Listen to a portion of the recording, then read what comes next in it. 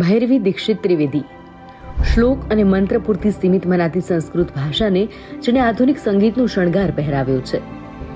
જેઓ એક gold medallist, assistant professor અને પીએચડી ગાઈડ હોવાની સાથે સાથે એક સંવેદનશીલ લેખિકા પણ છે, જેમણે શ્રી મધુરાષ્ટકમને માત્ર એક ભક્તિ ગીત ન રાખતા ગર્ભ સંવાદનું એક અનોખું માધ્યમ બનાવ્યું છે અને આવનારી પેઢી માટે એક અદ્ભુત પુસ્તક આપ્યું છે.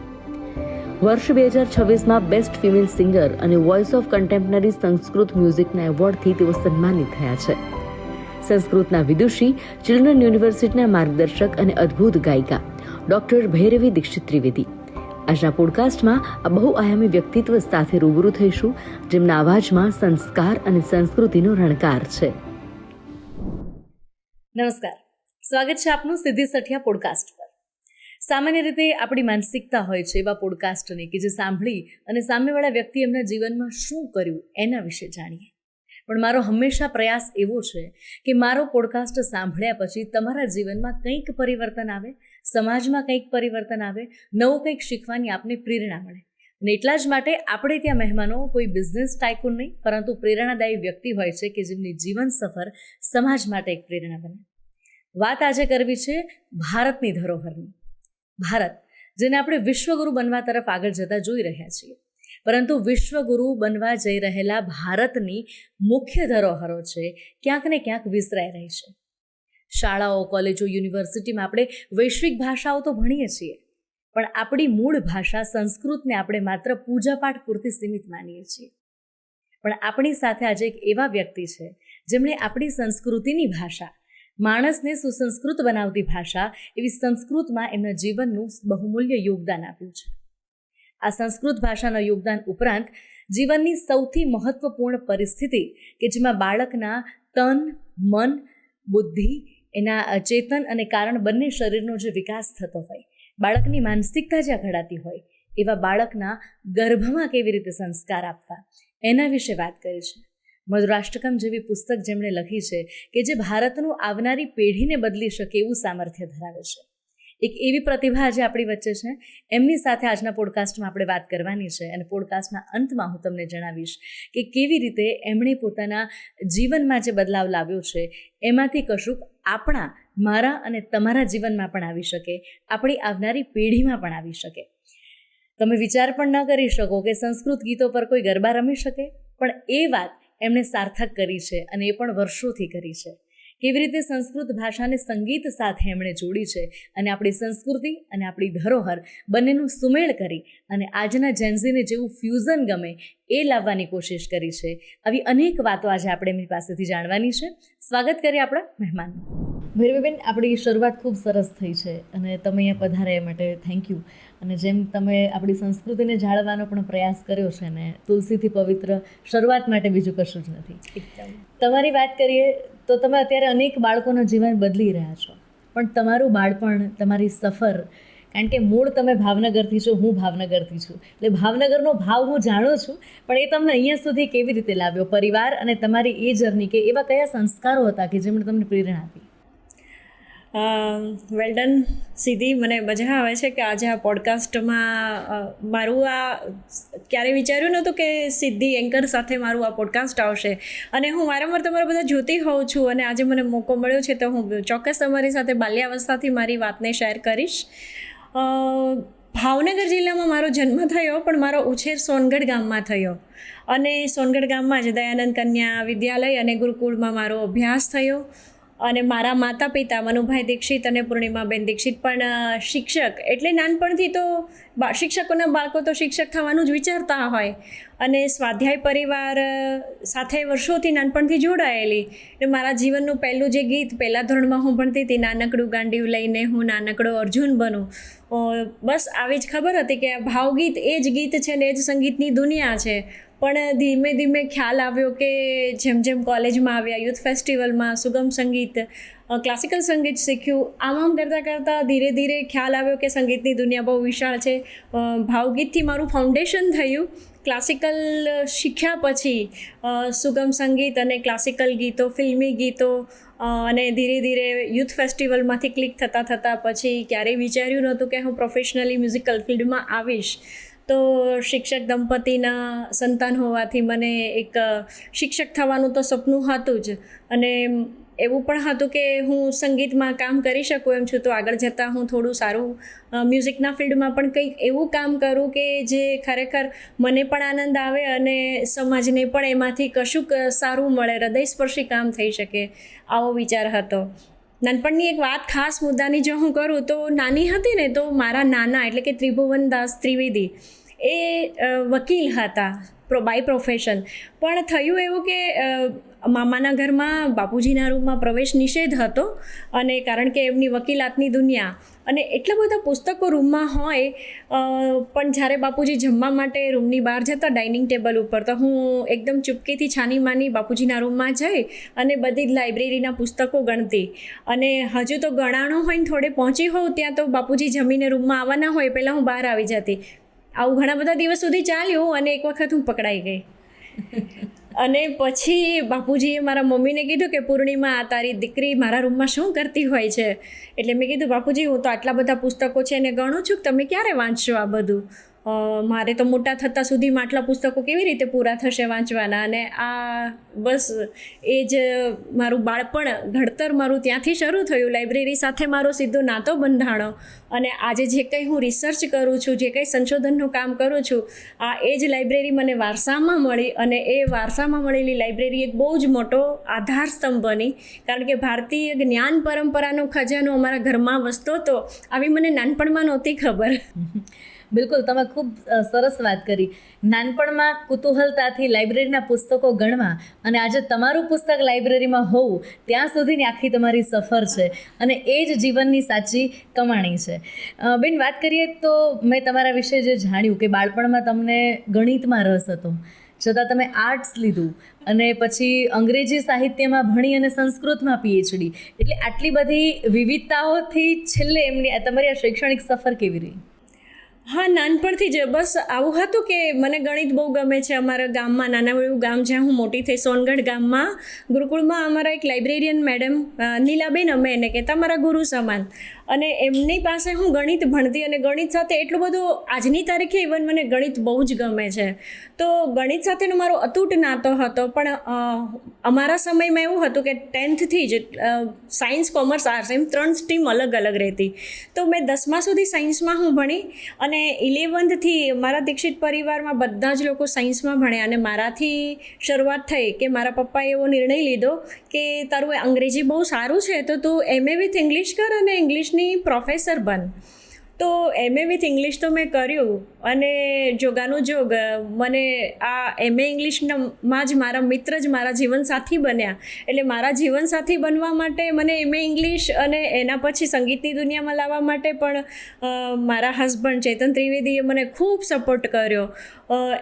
હવે આ દુનિયા કેવી છે કે સંસ્કૃતનો મારો નાનપણનો જે નાતો હતો, તો અંગ્રેજીમાં MA કર્યા પછી એક કંઈક તો એવું લાગતું હતું કે જે શર્મા બંધુ અમારે ત્યાં આવતા કથાકારને વાતો કરતા સંસ્કૃતમાં, અને એ ગહન જ્ઞાન ત્યારે તો હું નાની હતી, સમજી નહોતી શકતી, પણ છતાંય કંઈક એવી અધૂરપ રહેતી. કારણ કે અમારા ઘરમાં કેસેટ કેન્દ્ર ચાલતું સ્વાધ્યાય પરિવારનું, અને શ્રીમદ ભગવદ્ ગીતા નાનપણથી સાંભળતી.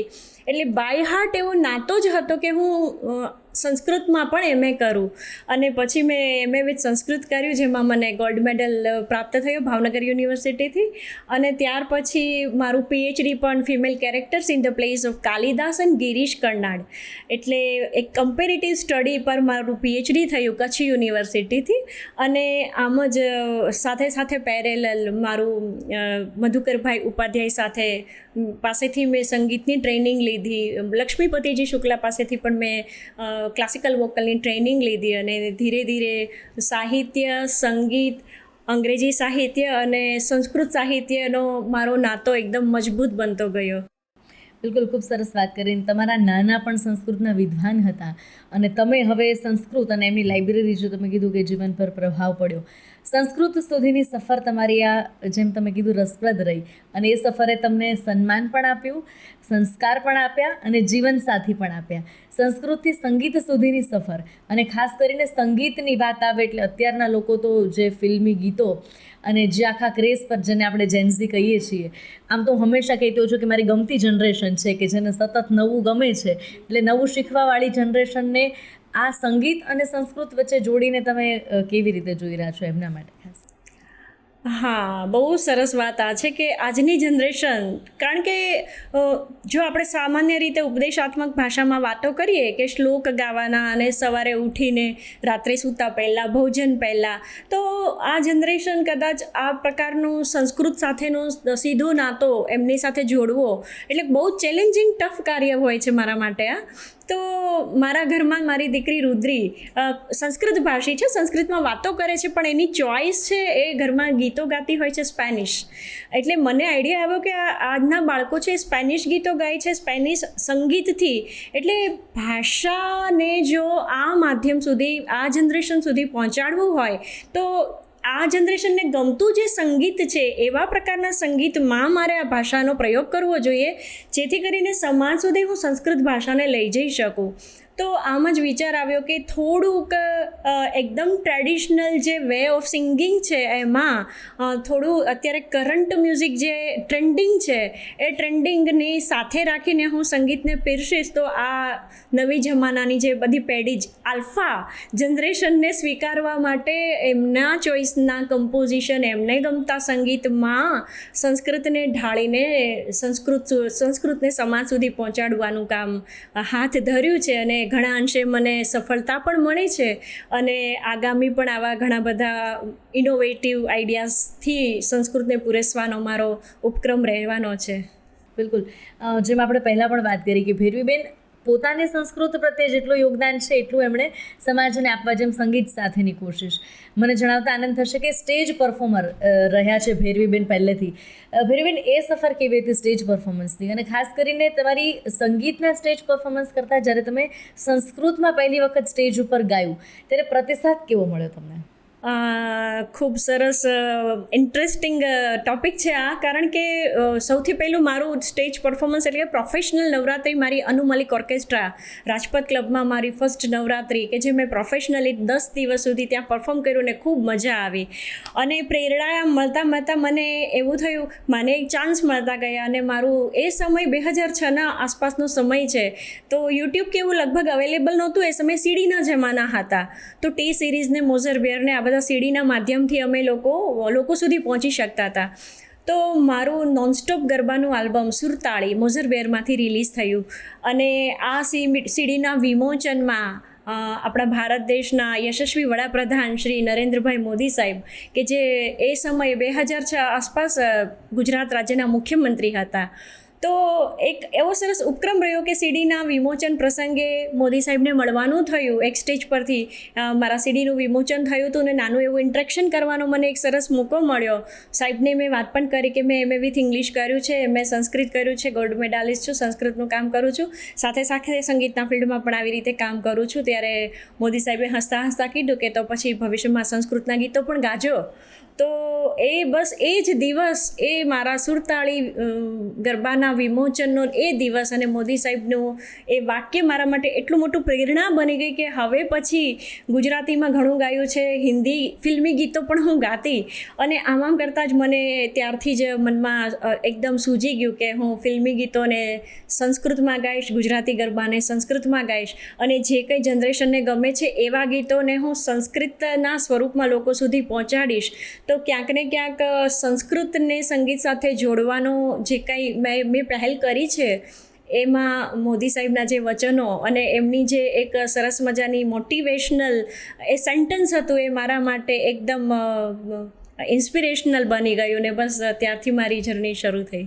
બિલકુલ, એક નાનકડું તણખલું પણ ક્યારેક કામ કરી જાય, એમાં એવા વિચાર તમારી સમક્ષ આવ્યા અને એ વિચારે તમને પ્રેરણા આપી અને એ પ્રેરણા આજે વટવૃક્ષ અને હજારો લોકો સુધી, મારા ખ્યાલથી યુટ્યુબ પર તો લાખો લોકો સુધી પહોંચી ગઈ છે અને લોકો પસંદ પણ કરી રહ્યા છે. કારણ કે બહુ જ જેમ વ્યાકરણની વસ્તુ છે ને કે હિન્દી અથવા ગુજરાતી ગીતોને પણ એકબીજામાં ટ્રાન્સલેટ કરીને તમારે કંઈ નવી રચના આપવી હોય તો એની પાછળના છંદ, લય, તાલ બધું જ મેનેજ કરવામાં બહુ જ તકલીફ પડે. અને સંસ્કૃતના તો એ વ્યંજનોથી લઈ સ્વરોથી લઈને બધી જ આખી બોલચાલીની ભાષા જુદી છે, છતાં પણ એને કમ્બાઈન કરીને આ સુધી પહોંચાડવું એ જેટલું કઠિન છે એટલું સ્વીકારાયા પછી સહજ પણ છે અને લોકોને ગમે એવું પણ છે. અને તમારું જ્યારે આ સ્વીકાર્ય થયું છે દેવવાણીમ સોંગ જેના માટે હમણાં તમને નેશનલ ફિલ્મ ફેમ એવોર્ડ પણ મળ્યો, એના માટે આપને અભિનંદન પણ. થેન્ક યુ સો અને ખાસ મચ. એનો અનુભવ કેવો રહ્યો અને દેવવાણીમ ગીત તમારા માટે કેટલું વિશેષ છે એની વાત કરો. બિલકુલ. દેવવાણીમ ગીત છે એ સાવ કહું ને સાચું તો મારા it's very close to my heart. સંસ્કૃત ભારતીની બહુ જ ટ્રેડિશનલ લિરિક્સ છે અને હું લાઈવ શોઝ વગેરે કરતી અને ફિલ્મી ગીતો સંસ્કૃતમાં કરતી. આ ઉપરાંત જ્યારે સંસ્કૃત ભારતી સાથે પણ મેં કામ કરવાનું શરૂ કર્યું, સંસ્કૃત સંભાષણ પ્રશિક્ષણ વર્ગ આમ કરતાં સંસ્કૃતનો અમારો એક પરિવાર બન્યો. અને ઘણા લોકો મને કહેતા કે ભગીની તમે બહુ સરસ ગાઓ છો, તો યુટ્યુબમાં ઘણા ગીતો તમારા ગુજરાતી હોય છે, હિન્દી હોય છે, તમે સંસ્કૃત ગીતો પણ અમને આપો યુટ્યુબ માટે, તો અમે ક્યાંક કોમ્પિટિશન હોય તો અમે પણ ગાઈ શકીએ તમારા ગીતોથી, કેવી રીતે અમારે યાદ રાખવા. અને મને થયું કે આ ગીત એટલું બધું સરસ છે, 5 અંતરા છે, બહુ જ મોટું ગીત છે, પણ એક એક અંતરો એક એકથી ચડિયાતો છે ને આખું ભારતને વિશ્વગુરુ બનાવવાની વાત આ ગીતમાં છે. અને મારા હાર્ટને આ જ ગીત ટચ કરી ગયું. અને પછી ભાવનગરના 2 કલાકાર કે જેને મારી જેવું સંસ્કૃત માટે એને આદર, તો જ્વલંત ભટ્ટ અને નીરવ પંડ્યા બંનેએ મને સાથ આપ્યો, મને સપોર્ટ કર્યો કે તમે સંસ્કૃત માટે કામ કરો છો તો આ યજ્ઞમાં અમે પણ થોડી આહુતિ આપીએ. અને એમણે બહુ સરસ મ્યુઝિક રેડી કર્યું. પછી ઘણા બધા વર્ષોનો ગેપ આવ્યો અને મારી અપોઇન્ટમેન્ટ 2020માં આ ચિલ્ડ્રન્સ રિસર્ચ યુનિવર્સિટીમાં થઈ. ગાંધીનગર આવીને જોગાનો જોગ એક ટ્રેન્ડ આવ્યો કે ભાઈ દેવવાણી માટે એક ડિમાન્ડ ઊભી થઈ કે તમે અમને બનાવીને આપો. અને પછી જ્યારે મને કલ્પના નહોતી, મેં રેકોર્ડિંગ કર્યું, આ ગીતને રિલીઝ કર્યું. અને મને બસ એક રિસ્ક હતું કે સંસ્કૃતમાં તો 4-5 લાખ વ્યૂઝથી અટકી જતું હોય છે. જનરલી સંસ્કૃત સાથે કનેક્ટ થતાં થોડી વાર લાગતી હોય છે. તો બહુ જ સરસ પ્રતિસાદ મળ્યો અને એમ કરતાં 1 મિલિયન 1.5 મિલિયન જેટલું ક્રોસ થઈ આવ્યું. અને મને કોન્ફિડન્સ આવ્યો કે નહીં, લોકો સંસ્કૃત સાથે એટલા સરસ રીતે કનેક્ટ થાય છે. અને બહુ જ એક અંતરામાં જે ઉપદેશ મીન્સ જે શીખ મળે છે કે આપણું હ્યુમન લાઈફ છે, જે આપણે જીવન જીવી રહ્યા છે, એ એક દેવોની ભાષાને આપણે સાથે રાખીને આપણું લાઈફ મેનેજમેન્ટ કરીએ છીએ તો માત્ર સ્વનો વિકાસ નથી થતો, આપણા રાષ્ટ્રનો પણ વિકાસ થાય છે. એટલે સંસ્કૃત ભાષા માટેનું દેવભાષા દેવવાણીનું આ ગીત છે એ યુટ્યુબ ઉપર બહુ જ બધા લોકોએ જોયું. એના માટે હું દર્શકોનો ખૂબ ખૂબ ધન્યવાદ જ્ઞાપન કરું છું, કારણ કે આટલો સરસ રિસ્પોન્સ મને મળશે આટલી કલ્પના પણ મેં નહોતી કરી. અને ultimately film fame magazine national film ફેસ્ટિવલની અંદર મને બેસ્ટ ફિમેલ સિંગર નો એવોર્ડ મળ્યો. એ માટે પણ આ સંસ્કૃત ગીત દેવવાણીમાં જ નિમિત્ત બન્યું અને એની મને બહુ જ ખુશી છે. કંઈક દેવવાણી અમને પણ સંભળાવશો? ચોક્કસ.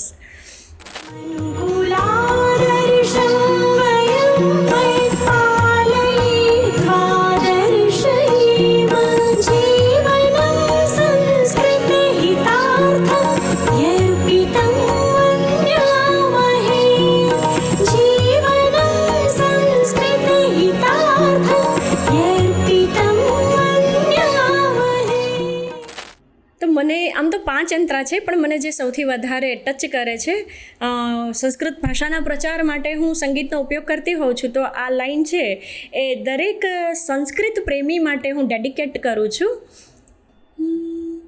સંસ્કૃતેર્વિમુખમ સમાજમ જીવનેન શિક્ષયેમ મનુકુલાદર્શમ વયં વૈ પાલયિત્વા દર્શયેમ જીવनं સંસ્કૃતહિતાર્થં યર્પિतं મન્યામહે. જીવनं સંસ્કૃતહિતાર્થં યર્પિतं મન્યામહે.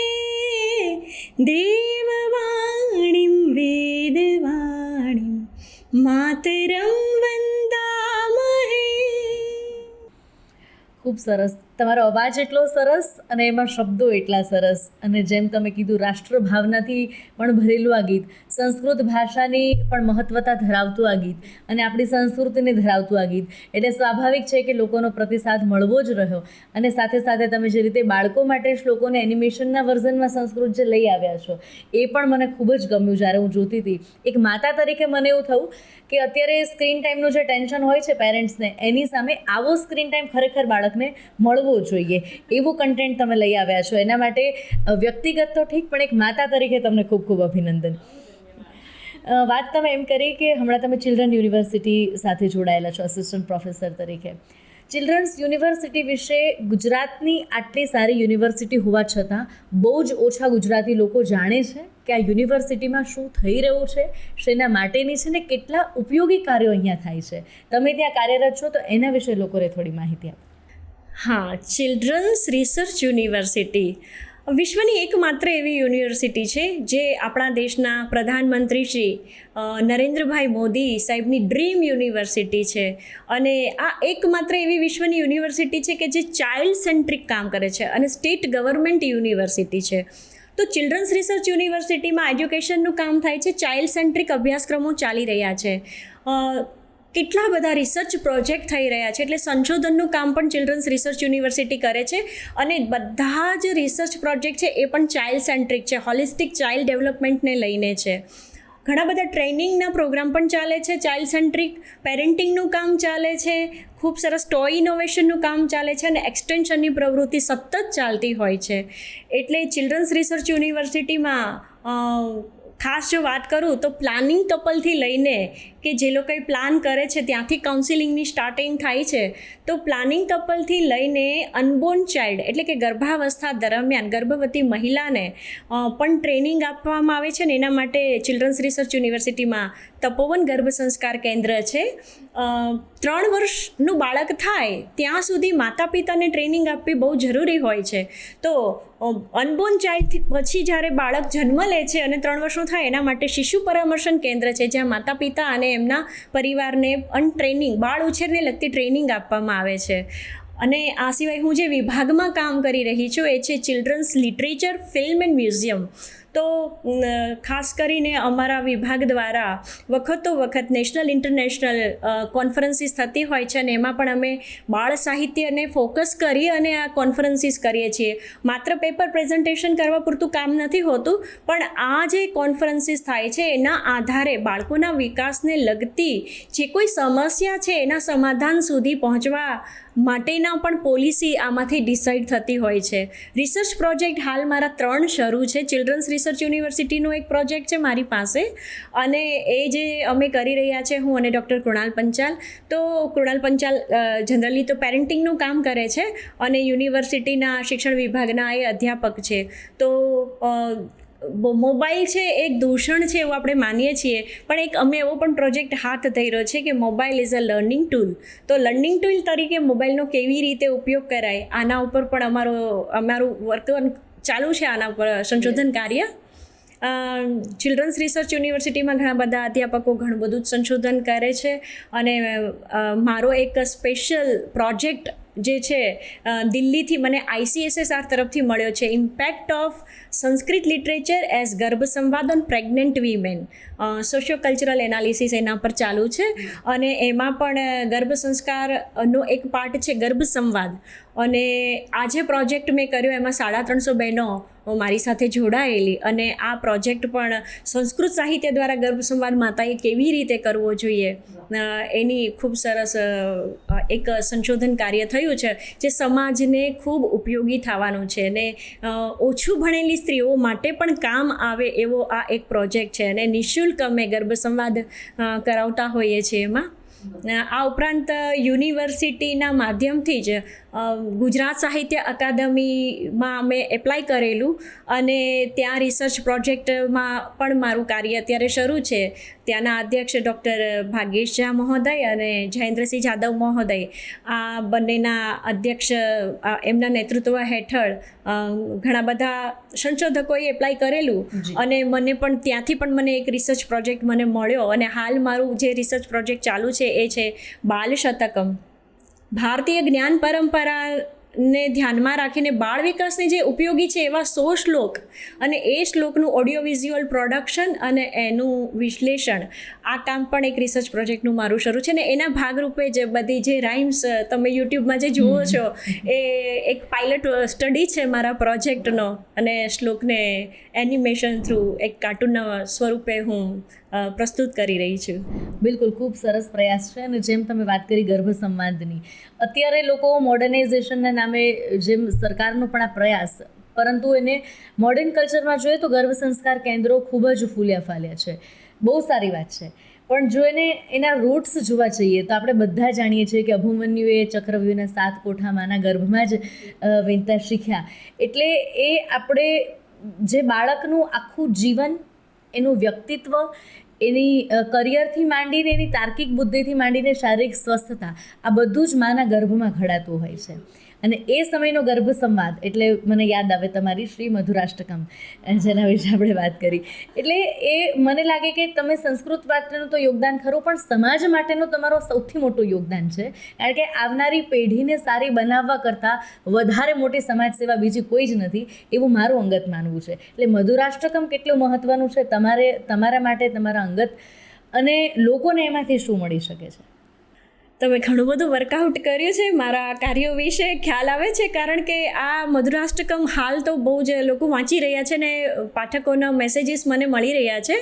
તો ચિલ્ડ્રન્સ રિસર્ચ યુનિવર્સિટીમાં માસ્ટર ડિગ્રી કોર્સમાં હું ભણાવતી, અને એમાં અમે ચરક સંહિતા, સુશ્રુત સંહિતા, અષ્ટાંગ હૃદય, સ્તોત્ર સાહિત્ય, ઉપનિષદ સાહિત્ય, આ બધું અમે MA કક્ષાએ વિદ્યાર્થીઓને PG કોર્સમાં ચલાવતા, અમારા પાર્ટ ઓફ સિલેબસ. હવે મારા નસીબમાં મધુરાષ્ટકમ ને આ સ્તોત્રને ગર્ભ સંવાદના સ્વરૂપમાં ભણાવવાનું આવ્યું. તો વિદ્યાર્થીઓને પૂછ્યું કે તમે કંઈ જાણો છો મધુરાષ્ટકમ વિશે? એટલે ગૂગલ દેવતામાં સર્ચ કર્યું, ને ગૂગલ દેવતાએ તો સારું સ્તોત્ર છે, એના ઉપર ગીતો બહુ બધા લોકો ગાઈ રહ્યા છે, આ સ્તોત્ર પર અભિનય કરી રહ્યા છે, એટલે નૃત્ય થાય છે, પણ ક્યાંય ગર્ભ સંવાદ રૂપે આ પુસ્તકમાં જે કંઈ લખ્યું છે મેં, એવી કોઈ જ માહિતી ગૂગલ દેવતા પાસે પણ હતી નહીં. અને પછી સૌથી વધારે મને એક આ પુસ્તક હું ભણાવતી હતી એટલે મને ધીમે ધીમે ખ્યાલ આવ્યો કે 8 શ્લોક, અને 8 શ્લોકની અંદર જે 48 શબ્દો છે, એ 48 શબ્દો, અધારમ મધુરમ, વદનમ મધુરમ, નયનમ મધુરમ, આવા 48 વર્ડ્સ છે કે જે બેસ્ટ ગર્ભ સંવાદ માટે, ઉત્તમ ગર્ભ સંવાદ માટે આપણને બહુ જ મોટું બળ પાડે છે પૂરું. કારણ કે મધુરાધિપતિનું તો સમગ્ર વસ્તુ અખિલમ મધુરમ, સર્વમ અખિલમ મધુરમ, આવી વાત જ્યારે સ્તોત્રમાં કરી છે કે મધુરાધિપતે હે અખિલમ મધુરમ, તો જે મધુરતાના સ્વામીનું સર્વ મધુર છે. તો જ્યારે ગર્ભવતી મહિલા કુક્ષીમાં રહેલા બાળક કેવું હોય એની કલ્પના કરે, એની આંખો કેવી હોય, એના હાથ, એના કાન, એના પગ, એનું મુખ, એની વાણી, એનું ચાલવાનું, એનું ગમન, એનું હૃદય, આ બધું જ મધુર હોય એવી કલ્પના કરવી હોય તો મધુરાધિપતિથી વધારે તો ઉત્તમ શું હોઈ શકે. અને એવું કહેવાય છે કે શ્રીમદ ભગવદ્ ગીતામાં કહ્યું છે કે યે યથા મામ પ્રપદ્યંતે તામ તથૈવ ભજામિ અહમ. એટલે તમે જે ભગવાનની સેવા કરો છો તો સેવ્ય સ્વામીએ એ સેવક સુધી આવવું પડે. એટલે ઈશ્વરનું આવાહન જ્યારે ગર્ભવતી મહિલા કરે છે કે હે ઈશ્વર, મારા કુક્ષીમાં તારું અંશ છે અને તારે અવતરવું પડશે, તો ઈશ્વરે પણ અવતાર લેવો પડતો હોય છે. અને આવી બધી વાતો મનમાં હતી. ઘણું બધું આપણે વાંચતા હોય કે જ્યારે પ્રેમની અછત ઊભી થઈ છે ત્યારે ભગવાન શ્રી કૃષ્ણે દ્વાપર યુગમાં જન્મ લીધો, જ્યારે મર્યાદાની ઉણપ સર્જાણી ત્યારે ત્રેતાયુગમાં ભગવાન શ્રી રામે અવતાર લીધો. તો એક ગર્ભવતી મહિલા ધારે તો વિશ્વની કોઈ પણ એવી ઉણપ છે એને ઉણપનો નાશ કરવા માટે ઈશ્વરને આહ્વાન કરવું પડે. અને આવી દરેક માતા આવી પહેલ કરશે તો ચોક્કસ ઉત્તમ સંતતિનું નિર્માણ થશે અને વિશ્વગુરુ સુધી ભારતને પહોંચતા કોઈ જ નહીં રોકી શકે. મારી આ જર્નીમાં સૌથી વિશેષ ફાળો, હું ગાંધીનગરમાં આવી અને વૃંદાવન બંગલોઝમાં રહેતી હતી, તો પંકજભાઈ મોદીના મમ્મી તો હીરાબા સાથે, પૂજ્ય હીરાબા સાથે ગોષ્ઠી કરતાં કરતાં ઘણી બધી અમને પ્રેરણા મળતી. બા સતત એવું કહેતા કે જ્યારે પણ મુલાકાત થતી ત્યારે કે કોઈનાથી ડરવું નહીં, સારા કામ કરશો, 100 અડચણ આવશે પણ હિંમતપૂર્વક કામ કરવાનું, નિષ્ઠાપૂર્વક કામ કરવાનું, ડર્યા વગર કામ કરવાનું, અને ઈશ્વર સાથે છે એવું સાક્ષી ભાવ સાથે કામ કરવાનું. એટલે આ બધા એટલા બધા મોટિવેશનલ સેન્ટેન્સીસ ક્યારેક આપણા લાઈફ સ્પાનમાં એવી રીતે આવી જાય કે આપણને કાર્ય કરવાનું બળ મળે, અને પછી આપણને ખુદને નથી ખબર હોતું કે આપણે આ ઉત્તમ કાર્ય કરવા જઈ રહ્યા છે, પણ જે વાક્યોથી આપણને પ્રેરણા મળી છે અને આપણે કામ હાથ ધર્યું છે એ કામ નિષ્ઠાપૂર્વક કરીએ છીએ તો ઉગી તો નીકળે છે અને સમાજ સુધી ચોક્કસ પહોંચે છે. બહુ જ સરસ તમે વાત કરીને, જેમ તમે પૂજ્ય હીરાબાની વાત કરી, એમના સંસ્કારોનો લાભ તો અત્યારે આખો દેશ લઈ રહ્યો છે, અને એમની પ્રેરણાથી તમે આખા ભારતની આવનારી પેઢીને બદલવા માટે તમે જે વાત કરી, મધુરાધિપતિની વાત કરી, એટલે હું હંમેશા કહેતી હોઉં છું કે બહુ ગર્વ છે એ સંસ્કૃતિ ઉપર કે આપણે એ સંસ્કૃતિમાં છીએ કે ભારતના દરેક ઘરમાં એના બાળકને લાલો કહીને એની મા બોલાવતી હોય. એટલે મા અને બાળક વચ્ચે, એટલે દરેક બાળકમાં કૃષ્ણનું સ્વરૂપ જોવું એ આપણા સહજ સંસ્કાર છે. લાલો, કાનો, આ નામથી આપણે બાળકને હંમેશા બોલાવતા હોઈએ છીએ, પણ ખરેખર એ કૃષ્ણના ગુણો બાળકમાં આવે એવું માતા વિચારતી થાય અને એનું પરિણામ કેટલું ઉત્તમ આવે એની તમે વાત કરીને હું ખરેખર લોકોને પણ કહીશ, જેટલા પણ પ્લાનિંગ કપલ છે કે આવનારા સમયમાં પેરેન્ટ્સ બનવા જઈ રહ્યા છે. એક ભેર્યુબેન, બહુ સરસ તમારી આ વાત પરથી મને યાદ આવ્યું કે આપણે એ સમયમાંથી પસાર થયા છે કે ગર્ભધારણથી લઈ અને બાળ ઉછેર, બાળકના લગ્ન થાય ત્યાં સુધી એવું મનાતું કે બાળ ઉછેરની જવાબદારી માત્ર માતાની જ છે. પણ આ પેઢી, જેમ મેં પહેલાં કીધું, મને એટલા માટે ગમે છે કે માતા અને પિતા બંને સાથે જવાબદારી છે. ગર્ભ સંસ્કાર કેન્દ્ર પર પણ જોતા હોઈએ છીએ કે આજના પિતા પણ એટલા જવાબદારીપૂર્વક અને એનું પોતાનું યોગદાન પણ આપે છે, અને એનું પરિણામ આ પેઢીના વ્યવહાર, વર્તન, એમની ઇન્ટેલેક્ચ્યુઅલ જે એમની વાતો છે, એમની ઇન્ટેલિજન્સ છે, એના પર પણ દેખાય છે. આ બધું, જેમ તમે કીધું કે અભ્યાસમાં તમે કાઉન્સેલિંગ પણ કરો છો, યુનિવર્સિટીમાં પણ બાળકોને, મા ભલે બાળકને જન્મ આપે પણ બાળકના બાળ માનસને ઘડવાનું કામ હંમેશા પિતાથી થતું હોય છે. અને એ પણ મારે મેસેજ આજે આપવો હતો આટલી સરસ વાતથી, એટલે મને યાદ આવ્યું. તમે એક માતા તરીકે તમારી દીકરીનું તમને શું પ્રેરણા, શું તમને, કારણ કે જેન આલ્ફાની જનરેશન છે, એટલે જેમ તમે કીધું એ સ્પેનિશ ગીતોવાળીને તમે સંસ્કૃતવાળા, એના તરફથી શું પ્રેરણા મળે છે ને એક માતા તરીકે શું કહેશો? હા, એ જમનાબાઈ નરસિંહ સ્કૂલમાં ભણી રહી છે મારી દીકરી 8મા ધોરણમાં, અને નાનપણથી જ મારી સાથે સંસ્કૃત ભારતીની શિબિરમાં આવતી, એટલે સંસ્કૃત બોલતા પણ બહુ નાનપણથી શીખી ગઈ છે. બાળકની ઉંમર બદલાય એમ ચોઇસીસ બદલાતી જતી હોય છે. તો મારું કામ કેવું છે, ફોર એક્ઝામ્પલ હું ડિવોશનલ કામ જાજુ કરું છું. યુટ્યુબ ઉપર મારા ગીતો આવે છે એ પણ ડિવોશનલ હોય છે. ગુજરાત સાહિત્ય અકાદમીમાંથી પુસ્તક આવ્યું છે તો એ પણ મધુરાષ્ટકમ, વન્સ અગેઇન એક સ્તોત્ર પર મેં કામ કર્યું છે. મારી દીકરી સાથે જ્યારે ઇન્ટરેક્શન થતું તો મારી દીકરીએ મને એક વખત પૂછેલું કે મમ્મા, બધા લોકો અત્યારે મમ્મીઓ પ્રેગ્નન્ટ થાય ને એવું હોય કે દિવાલ ઉપર કોઈ સરસ મજાનું બેબીનું પિક્ચર, ખાસ કરીને ભારતમાં તો વિદેશી બાળકોના પોસ્ટર્સ લગાડાતા હોય છે. તો આ પ્રશ્ન મને કર્યો અને મને ત્યારે એણે પૂછ્યું કે મમ્મા, તે કોનું પિક્ચર રાખેલું? તો મને એમ થયું કે ના, માને તો બેટા, મેં તો એવું કોઈ વિદેશી બાળકનું પોસ્ટર કે એવું કંઈ ઘરમાં રાખ્યું નહોતું. મારા ઘરનું નામ જ સંગીત હતું, એટલે સંગીત સાથે તો મારો નાતો હતો જ. એટલે માં સરસ્વતીની મૂર્તિ હોય મારી સામે, અને તમે કહો છો એમ લાલો, એટલે એક સંસ્કૃતમાં છે ને સંતાન ગોપાલ મંત્ર છે, અને એમાં એવું જ કહેવામાં આવે છે કે દેહી મે તનયમ કૃષ્ણ ત્વામહમ શરણમ ગતા. તો જ્યારે સંતાન ઈચ્છુક માતા પિતા માંગતા હોય કે મને સારું ઉત્તમ સંતાન મળે, તો દેહી મે તનયમ કૃષ્ણ, તનય મીન્સ કે તનુ એટલે કે વિસ્તાર. તો ત્યાં દીકરો કે દીકરી આવી કોઈ ડેફિનેશન નથી હોતી. તો ગર્ભવતી મહિલા હંમેશા ઈશ્વર પાસે, મેં પણ આવી જ યાચના કરેલી, દેહી મેં તનયમ કૃષ્ણ, કૃષ્ણ જેવા ગુણોવાળું સંતાન મને પ્રાપ્ત થાય. તો ઘણી બધી 13 વર્ષ પછી મને દીકરીનો જન્મ થયો, લગ્નના આટલા મોટા લાંબા સ્પાન પછી. અને અત્યારે એ જેન આલ્ફા છે, એટલે એના જે મેં કહ્યું સ્પેનિશ ગીતો એની ચોઈસમાં છે. તો ચેલેન્જીસ આપે છે કે મમ્મા, આ ગીત છે એના પરથી તું મને ગરબો બનાવીને આ સંભળાવે, આવું કમ્પોઝિશન હોય, આવી બીટમાં તારું શ્લોક ક્યાંય ફિટ થાય છે કે કેમ. તો આવી બધી ચેલેન્જીસ આવે છે મારી પાસે, અને હું મારું જે પ્રોડક્શન વર્ક મ્યુઝિકનું હોય છે, તો હું મારી દીકરીના ચોઇસીસને આધારે મને ખ્યાલ આવે કે અત્યારના બાળકો આ અંગ્રેજી માધ્યમમાં ભણતા હોય, ચાહે ગુજરાતી કોઈ કોઈ પણ માધ્યમમાં ભણતા હોય, પણ બાળકોની ચોઈસ આ છે તો એમની ચોઈસને એમના ગમતા કમ્પોઝિશનને હું સંસ્કૃતમાં લઈ જાઉં છું. તો એવા પણ ગીતો, એવા પણ શ્લોકો પણ તૈયાર થયા છે કે જે બહુ જલ્દી તમને યુટ્યુબ પર સાંભળવા મળશે.